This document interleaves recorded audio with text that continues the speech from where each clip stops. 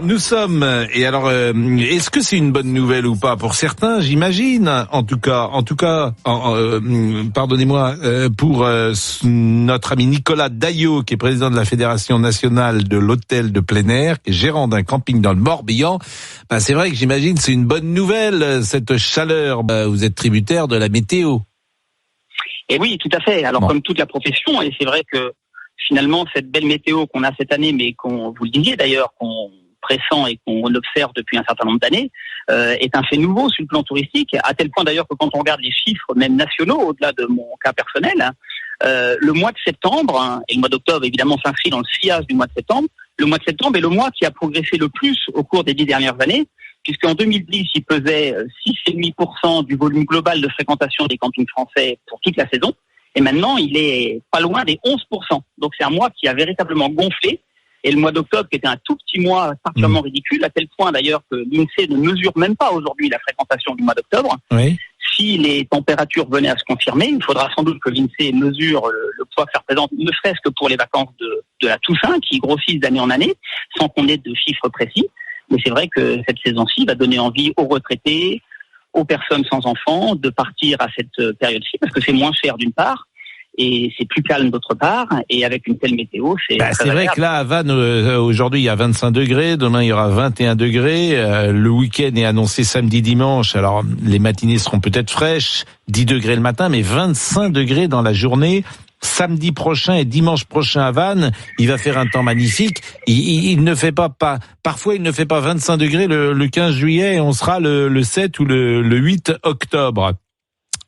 Vous ne le répéterez pas, mais sous couvert évidemment des météorologues qui nous écoutent, 25 degrés, c'est au-dessus de la température moyenne au cœur de l'été en Bretagne. Bien sûr.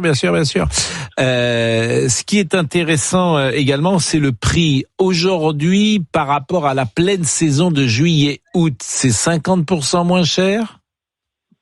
C'est moins que 50% moins cher. Une semaine en chalet ou en mobil-home actuellement, c'est entre 250 et 300 euros. Oui. L'été, c'est combien ? Comment ? L'été, c'est combien ? L'été, entre le plus cher et le moins cher, c'est entre 500 et 900 euros la semaine. Ouais, donc c'est quand même. C'est 1 pour 3. Oui, alors c'est vrai que faut pouvoir programmer forcément ses vacances en octobre, ce qui est pas simple. Si nous on dit qu'on part en octobre, ça va pas être, je pense, une possibilité. Mais c'est vrai que partir quand on a la chance de vivre à contre-temps. C'est formidable, soit parce qu'on est retraité, soit qu'on soit en vacances la semaine et travailler le week-end.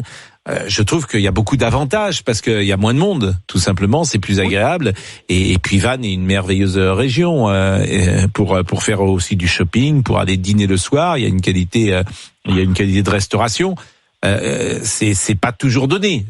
Simplement, c'est une ville touristique, Vannes. C'est ça qui peut freiner peut-être les touristes.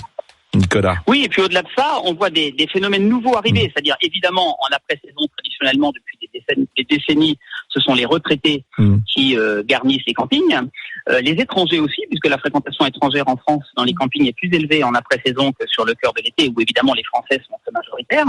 Mais il y a des phénomènes nouveaux qu'on constate. D'ailleurs, il y a des campings aujourd'hui qui développent des espaces de coworking, puisqu'il y a des Français qui en télétravail préfèrent se mettre au vert ou en bord de mer pendant justement les semaines ensoleillées, quitte à travailler la journée grâce à une bonne connexion Wi-Fi, d'où l'importance que le Wi-Fi évidemment soit bien couvert sur le territoire rural national, et arrive à mêler l'utile et l'agréable. Ils travaillent la journée et ils vont en bord de mer le soir.